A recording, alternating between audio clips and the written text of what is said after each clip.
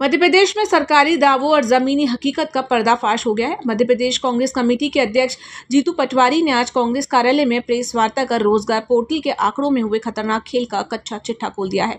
हैरान करने वाला सच ये है कि 28 दिसंबर से 12 जनवरी के बीच हजारों युवाओं ने रोजगार के लिए नए रजिस्ट्रेशन कराए, लेकिन पोर्टल पर कुल बेरोजगारों की संख्या 40,040 कम हो गई।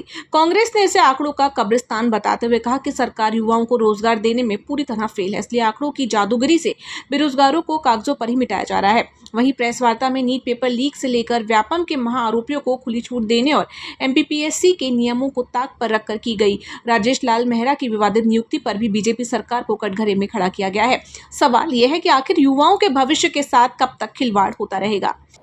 पेपर लीक और नीट के एग्जाम में जिस तरीके के घपले और घोटाले और री एग्जाम हुई,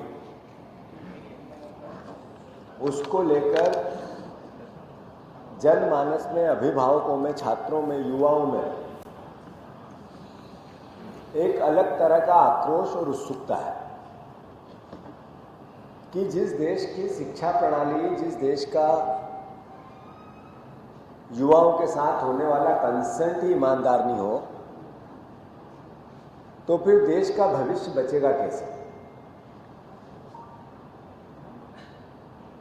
केंद्र सरकार ने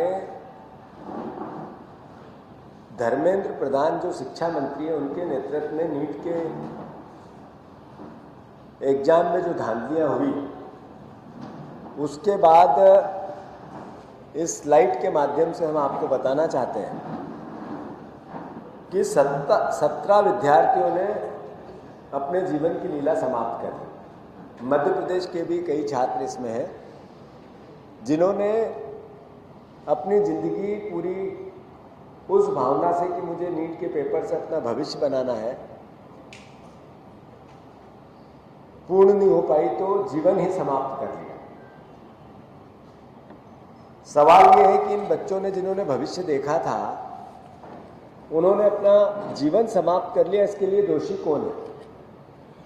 और सवाल यह है कि ये कोई कांग्रेस का, भारतीय जनता पार्टी का, राजनीतिक दलों का मुद्दा है या देश का मुद्दा है। ये अभिभावकों का मुद्दा है, अभिभावकों का मुद्दा है या राजनीतिक पार्टियों का मुद्दा है। मैं सभी यहाँ उपस्थित पत्रकार बांधुओं के माध्यम से पूरे मध्य प्रदेश की जनता से प्रार्थना करना चाहता हूँ कि ये सारी बातें जो हम आज आपसे करेंगे, कांग्रेस पार्टी में आदरणीय राहुल गांधी जी ने इस मुद्दे को एक तरह से एक्सेप्ट करते हुए देश की समस्या समझकर देश के युवाओं को जोड़ने और युवाओं के भविष्य को संवारने का लक्ष्य लिया है। इस लक्ष्य के माध्यम से पूरे देश में एक अभियान, छात्रों की गूंज कार्यक्रम जारी हुआ।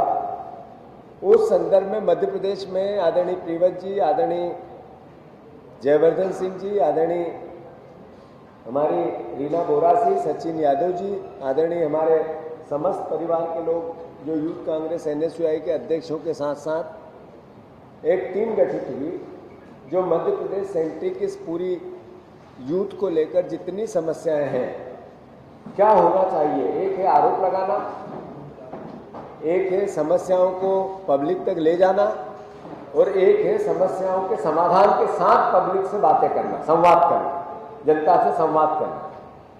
स्वाभाविक है कि कांग्रेस पार्टी एक जिम्मेवार राजनीतिक दल है, तो हमारी ड्यूटी है कि हम समाधान के साथ इस राष्ट्रीय समस्या, ये राष्ट्रीय समस्या है, इसका जनता से संवाद भी करें और समाधान में उनका सहयोग भी मांगे।